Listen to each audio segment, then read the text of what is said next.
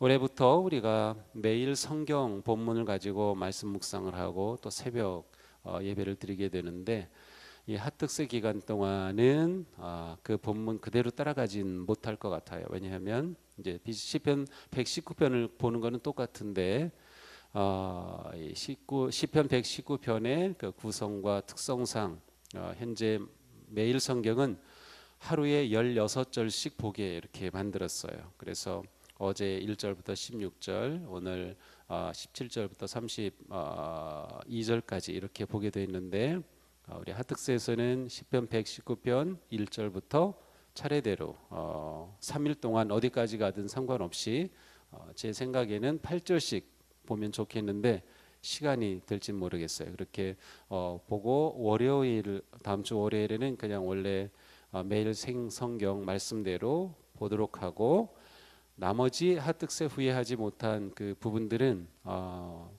금요 은혜의 밤이든지 제가 설교할 수 있는 기회가 있을 때마다 시편 119편 전체 말씀을 보도록 하겠습니다. 자, 오늘은 시편 119편 1절부터 8절까지의 말씀입니다. 이 시편 119편은 굉장히 특별한 그러한 시입니다. 알파벳 시라고 부르는데 그 이유는 이 히브리 말은 알파벳 자음이 22자가 있어요.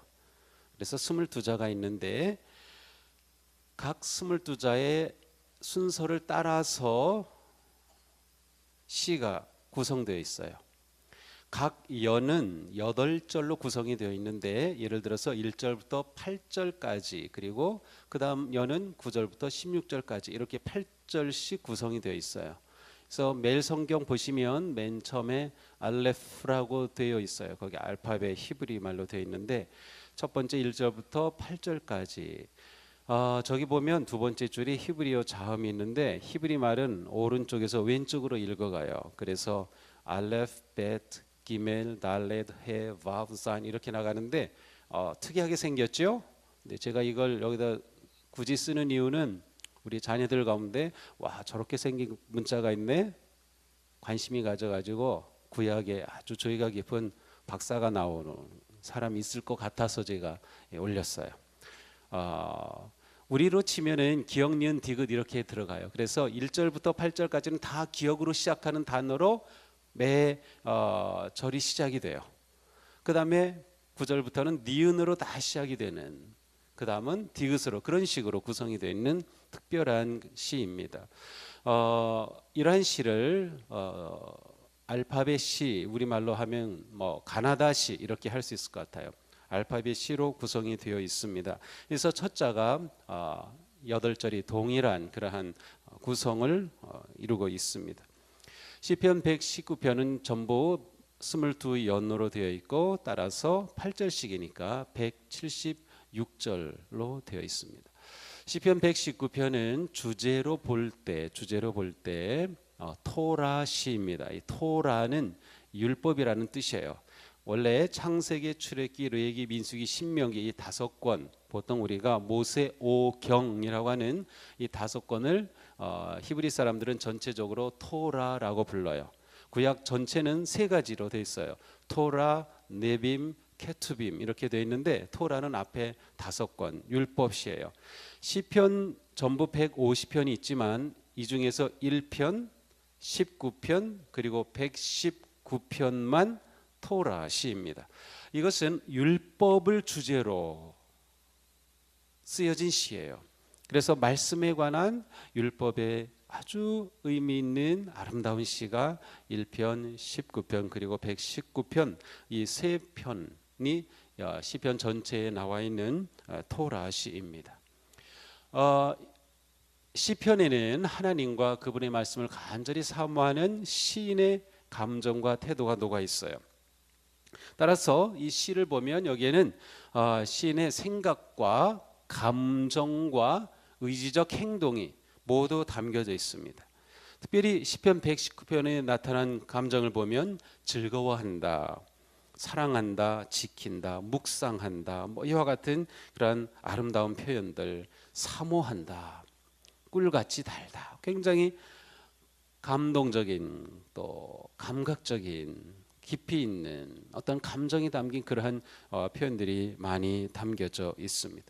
시편 119편은 누가 지었는지는 알 수 없어요. 그런데 아마도 여기에 나오는 표현들을 보면 제사장이거나 율법을 가르치거나 하는 어떤 지도자 있지 않았을까. 왜냐하면 자신을 가리켜서 하나님의 종이다, 저는 하나님의 종입니다 라는 그런 표현을 사용하고 있기 때문이죠.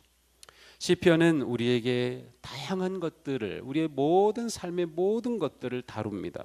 여기에는 찬양도 있고 예배가 있고 감사가 있고 기도가 있고 탄원이 있고 불평도 있고 실망도 있고 회상도 있고 분노도 있고 절망, 회개, 이런 많은 것들이 담겨 있어요.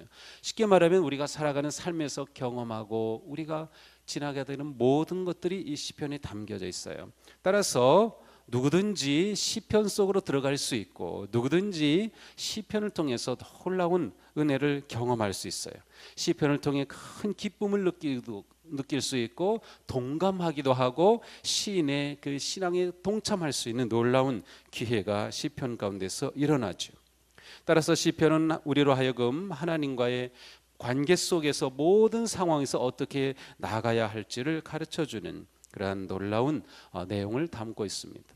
시편은 말씀의 기쁨으로 고동치는 심장의 본보기를 보여줍니다. 특별히 시편 119편을 읽다 보면 어떻게 시인이 이런 고백을 할 수 있지?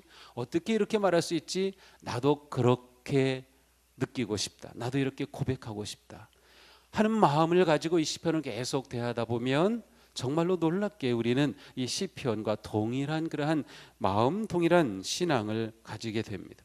특별히 시편 119편에는 말씀의 기쁨으로 쿵쾅쿵쾅거리는 그러한 놀라운 말씀이 여기에 담겨져 있어요. 어느 한 구절이라도 우리는 거저 보낼 수 없는 그러한 내용입니다. 어떻게 보면 시편 119편은 말씀을 가지고 놀고 있어요.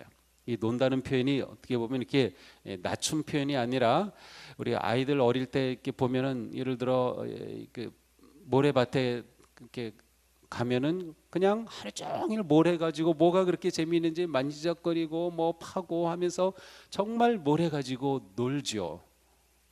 블럭 있으면 그 블럭 가지고 아이들이 이것저것 만지고 레고 가지고 정말 온갖 것들을 만들면서 하루 종일 가도 시간 간 줄 모르죠.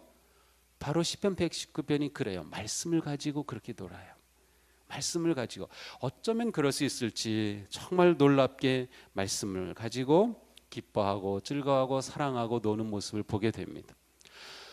우리가 이러한 시편을 대하게 될 때 우리 마음에 일어나는 많은 생각들, 감정들, 욕망들, 많은 것들이 이 시편을 통해서 정돈이 됩니다. 내가 막 두려움을 가지고 있을 때 시편을 읽다 그와 같은 심정을 고백하는 시인의 그 고백을 보면서 내 마음이 안정이 됩니다. 염려하는 마음을 가지고 있다가 시편을 통해서 그 마음이 정돈이 됩니다. 탐욕과 욕망으로 인해 막 고민하고 갈등하던 심령이 시편을 보면서 정돈이 돼요. 이 시편은 우리의 생각을, 우리의 감정과 욕망을 정돈해 주는 아주 놀라운 말씀이에요. 그러니까 시편은 우리가 평생 동안 늘 가까이 해야 될 말씀이에요. 이 시편은 기독교 역사를 통해 보면 항상 예배 가운데 언제나 시편이 있었어요. 예배는 우리의 모든 것들이 하나님 앞에서 드러나고 또한 드리는 것이기 때문이죠. 우리는 시편을 통해서 이처럼 놀라운 은혜를 경험할 수가 있습니다. 우리는 시편을 보면서, 특별히 시편 119편을 보면서 우리가 그리스도로 산다고 하는 것은 무엇인가 라고 하는 점을 생각해 보게 됩니다. 시편은 우리의 모든 것들을 다루고 있기 때문이죠. 자, 그러므로 우리는 시편을 대할 때 하나님과 말씀 앞에 내가 어떻게 반응해야 하는가를 물어보는 게 아주 중요합니다. 시는 이처럼 하나님 앞에 고백하고 반응했는데 나는 하나님 앞에 이 말씀에 대해 어떻게 반응해야 할까? 이것이 우리에게는 아주 중요한 것입니다. 시편은 우리로 하여금 하나님 앞에 나아갈 길을 보여주고 어떻게 해야 하는지 가르쳐주고, 시편은 우리에게 이루 말할 수 없는 놀라운 은혜를 주는 그러한 놀라운 능력을 가지고 있어요. 자, 우리가 시편을 읽고 또 묵상하고 살려고 할 때 세 가지 질문을 하는 것이 매우 필요합니다. 첫째로 시편에서 내가 이 본문을 이해하고 있는가?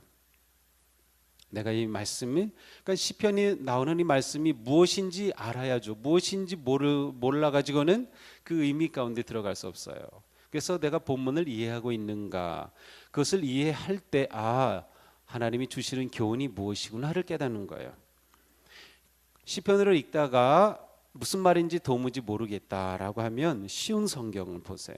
저는 가능하면 쉬운 성경을 보라고 이렇게 권하고 싶어요. 물론 우리가 가지고 있는 이 개역 개정은 가장 우리나라에서 오래된 역사가 있는 전통적인 성경이지만 또 표현 자체도 굉장히 특별한 표현으로 있죠. 뭐 하시니라, 하시도다, 뭐 이르시되, 이전에는 가라사대, 뭐 이런, 그래서 특별하게 성경적 표현이 담겨져 있는 그러한 장점도 있지만 의미를 이해하는 데는 어려운 한자어들도 많이 있고 단어들이 있어서 세번역으로 보면 훨씬 수월합니다. 그래서 제가 이 시편 119편을 설교하는 동안에는 세번역을 통해서 우리 자녀들도 있기 때문에 이 본문을 보려고 합니다. 내가 본문을 이해하고 있는가? 그 다음에 내가 이 시인과 같이 그렇게 가슴으로 똑같이 느끼는가를 물어봐야 돼요. 물론 우리가 처음부터 그렇게 느낄 수는 없고요. 처음부터 다 느껴야만 하는 것은 아니지만 그러한 마음이 우리에게 필요해요. 그러한 갈망이, 나도 이렇게 고백하고 싶고 이렇게 느끼고 싶다. 우리의 감성이 담겨져 있어야 돼요. 시이기 때문에, 노래이기 때문에, 기도이기 때문에. 그 다음에 내가 노래할 마음이 일어나는가, 내 의지가 이 말씀대로 그렇게 살려고 하는 내 삶 가운데 이 뜻대로 가고자 하는 그런 마음이 일어나는가를 물어보는 것이 매우 중요합니다. 우리가 시편 19편을 이제 119편을 보게 될 텐데 이와 같은 마음을 가지고 시편을 보면은 훨씬 은혜롭게 다가올 것입니다. 자, 1절부터 4절입니다. 대체로 시편 119편을 전체로 딱 그 전부를 어떤 주제에 따라서 풀어가는 것은 불가능합니다. 학자들이 수없이 많이 시도했지만 그러한 어떤 일련의 무엇은 발견할 수 없어요. 전체적으로 하나님의 말씀, 율법, 또 때로는 주님의 길, 법도, 윤례, 규례, 이제 내일 우리가 요 시간이 되면 그것까지 볼 텐데 이러한 표현과 단어는 좀 다르지만 말씀을 중심으로 한 것이라고 하는 통일성은 있지만 전체적으로 논리적으로 이어져 간다거나 하는 그런 것은 찾기 어려워요. 매 연이 8절로 구성이 되어 있는데 대체로 4절씩이 중요한 의미를, 큰 의미식을 담고 있어요. 그래서 첫 번 연은 1절부터 8절인데 그 중간인 1절부터 4절이 하나의 의미를 담고 있고 그 다음 5절부터 8절을 하나의 의미로 볼 수 있습니다. 저하고 같이 1절부터 4절까지 한번 다시 읽어보겠습니다. 저하고 같이 함께 읽습니다. 전부. 그 행실이 온전하고 주님의 법대로 사는 사람은 복이 있다. 주님의 증거를 지키며 온 마음을 기울여서 주님을 찾는 사람은 복이 있다. 진실로 이런 사람들은 불의를 행하지 않고 주님께서 가르치신 길을 따라 사는 사람이다. 주님께서는 우리에게 주님의 법도를 주시고 성실하게 지키라고 명령하셨습니다. 아멘. 이 시편은 토라시라고 했어요. 율법시. 자, 그런데 율법시인 이 시편 119편 성경에서 가장 길어요. 176절까지 있어요. 그런데 처음 3절은 어떠한 선언과 같은 대전제가 딱 담겨져 있어요. 그리고 4절부터 맨 마지막 절까지는 주님을 향한 그러한 고백과 노래입니다. 그러니까 1, 3절은 하나의 명제, 어떤 주제 아니면 가장 중요한 어떤 딱 시작이 되는 거죠. 어제 새해를 맞이하니까 가장 그 뉴스에 많이 나오는 게 김정은의 무슨 신년사가 가장 많이 나와요. 근데 저는 그것을 들으면서 보면서 이런 생각이 들었어요. 우리 그리스도인들이 새해를 맞이할 때 무엇을 가장 기대할까? 김정은이 무슨 말을 했든 문재인이 무슨 말을 했든 그것도 우리에게 중요하고 한국 사람에게 중요하겠지만 하나님께서 내게 신년사로 주신 말씀이 뭔가를 기대하고 그 말씀을 생각하면 좋겠다.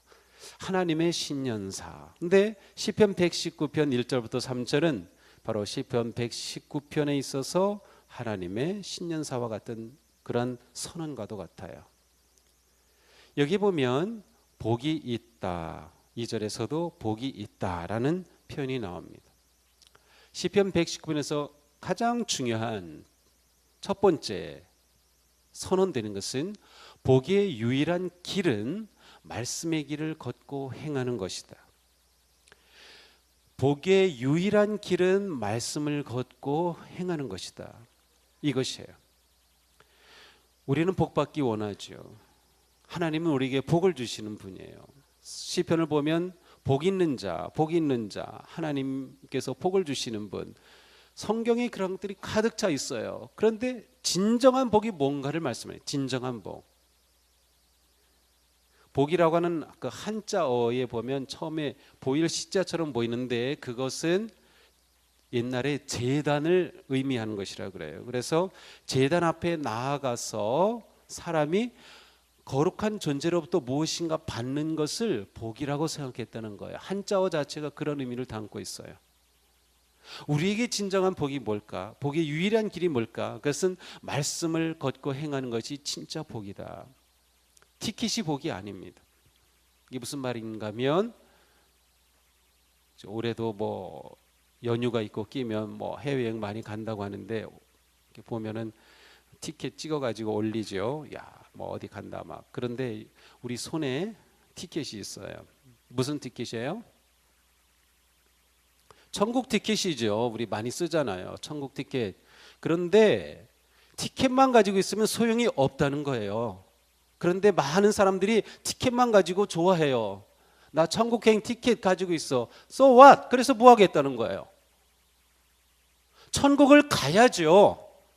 천국을 가는 게 뭐예요? 여기서 천국의 삶을 사는 거예요.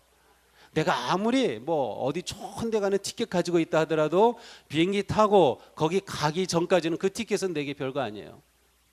처음엔 기분이 좋죠. 기대가 되죠. 소망이 있죠. 하지만 그거 아무리 가지고 다녀봤자 뭐 아무 소용이 없어요. 가야 되죠. 바로 그런 의미예요. 복의 티켓이 내게 있다. 복을 누려야죠. 그런데 복을 누리는 게 뭐예요? 말씀을 행하고 말씀의 길을 걷는 게 복이라는 거예요. 이게 이 시편 119편, 시편 1편도 마찬가지 꽉 자리를 잡고 있어요. 이것에서 벗어나면 우리의 삶은 흔들릴 수밖에 없어요. 말씀이 우리에게 얼마나 중요한지 몰라요. 말씀이 우리의 전부입니다. 말씀의 길을 걷고 말씀을 행하는 것, 이것보다 더 기쁘고 행복한 일은 없어요. 이것이 우리에게 복이에요. 티켓이 복이 아닙니다. 다시 돌아가 봐요. 자, 1절 그 행실이 온전하고 법대로 사는 사람. 우리 개역개정에는 행하는 자라고 되어 있어요. 그 행위가 온전하고 주의 법대로 행하는 사람 되어 있어요. 행실이 온전하고 사는 사람. 2절 증거를 지키는 사람, 주님을 찾는 사람. 3절 불의를 행하지 않고 사는 사람. 4절 지키라고 명령하셨다. 전부 말씀을 행하고 지키는 것과 관계되어 있어요. 이 동사가 복을 가져오는 동사입니다. 야, 진짜 우리에게 복은 이것이구나를 깨닫는 사람은 시편 119편의 시를 읽고 노래하고 기도하면서 그 엄청난 율법의 행복을 누리게 될 거예요. 티켓이 복이 아니다. 자, 그런데 1절에 보니까 그 행위가 온전한 사람 이렇게 돼 있어요. 근데 이것을 보면 나는 온전하지 않아. 그러니까 나는 이것과 무관해 라고 생각하나요? 행위가 온전한 사람, 온전하다고는 의미는 뭘까요? 성경에서는 온전한 사람처럼 표현된 사람들이 여럿이 있어요. 아브라함도 그렇고 욥도 그러했고 다윗도 그러해. 그러나 우리가 실제로 알지만 그들이 죄 없는 사람들이 아니에요. 행위가 온전하다. 그 의미는 겉과 속이 다르지 않고 늘 신실하다는 것인데, 여기서 온전함은 행위의 문제가 아니라 방향의 문제예요. 온전함을 행위로 잡으면 나는 불완전해. 그러므로 여기 시편 119편이 주시는 이 말씀이 나에게 해당이 안 돼라고 생각하기 쉬운데, 그게 아니라 내 삶의 방향이에요. 자, 그런데 시편 119편은 행함을 말씀하고 있거든요. 이 시편의 마음에는 이러한 갈등이 있는 거예요. 행위가 온전한 자가 하나님께 이처럼 복받는 자인데 나는 온전하지 않아. 그런데 하나님께서 나에게 놀라운 말씀을 보여주셔서 내가 그 길을 걷게 하시니, 그래서 나를 정말 온전한 사람이 누릴 그 복의 자리로 초대해 주시니 내가 정말 기쁘다는 거예요. 그런데 뒤에 우리가 쭉 가서 읽어보면 그 길을 걷게 하시는 힘도, 능력, 가능하게 하시는 분도 하나님이심을 고백해요. 내가 해서가 아니라는 거죠. 이게 진짜 신앙생활이에요. 내가 해서 이루었다라고 하면 결국 교만해질 수밖에 없어요. 하나님이 주시는 것은 은혜가 아니라 내 선행에 대한 대가일 수밖에 없어요. 근데 그렇지가 않아요. 하나님과 얼마나 친밀하게 나아가면 이러한 고백을 할 수 있을까? 온전함은 행의 문제가 아니라 방향의 문제다. 그러니까 우리 끊임없이 하나님을 향해 신실하게 나아가고자 하는 그러한 삶의 결단이 매우 중요하죠. 그러므로 전심으로 주님을 구하는 것 외에 대안은 없습니다. 주님을 전심으로 구하는 것 외에 복의 삶을 사는 대안은 없습니다. 자, 주님과 함께 걸으려면 말씀의 길로 나아가라. 이것은 무슨 말인가 하면, 정말로 말씀의 삶을 산다면 주님과 함께 가는 거죠. 근데 주님과 함께 가려면 말씀의 길을 걸을 때 함께 가는 거예요. 예를 들어서 어느 여행사에 비행기표를 사려고 어디 가는 거 티켓 주세요. 더 친구하고 같이 가려고 합니다. 아, 그래요? 어디 가는 거 드릴까요? 알아볼까요? 예, 저는 저기 하와이 가는 거 주시고요. 제 친구는 저기 터키 가는 거 주세요. 아니, 둘이 같이 간다면서요? 네, 같이 가요. 저는 하와이 가는 거 주시고요. 제 친구는 터키 가는 티켓 좀 알아봐 주세요. 이 말이 돼요, 안 돼요? 안 되죠. 같이 가는 게 아니잖아요. 우리가 하나님과 함께 걷는 인생이 되고 싶다면 하나님이 계신 그 길을 가야죠. 그게 말씀의 길이에요. 그게 율법의 길이에요. 그게 법도예요. 그게 윤리예요. 그게 규례예요. 주님과 함께 걷기를 원하면 말씀의 길로 나아가야 한다. 궁극적으로 제자도는 주님의 길로 행하며 그 길을 걷는 것이 제자도입니다. 이 제자도 할 때 이 도는 길, 도자 쓰는 거죠. 길도예요. 제자의 길이에요.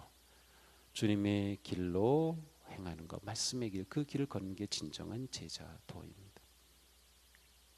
아마 여기까지 해야 될 것 같아요. 뒤에 절은 네. 자, 우리 다시 한번 1절부터 4절 같이 한번 천천히 좀 천천히 한번 이렇게 생각하며 읽어볼까요? 시작. 그 행실이 온전하고 주님의 법대로 사는 사람은 복이 있다. 주님의 증거를 지키며 온 마음을 기울여서 주님을 찾는 사람은 복이 있다.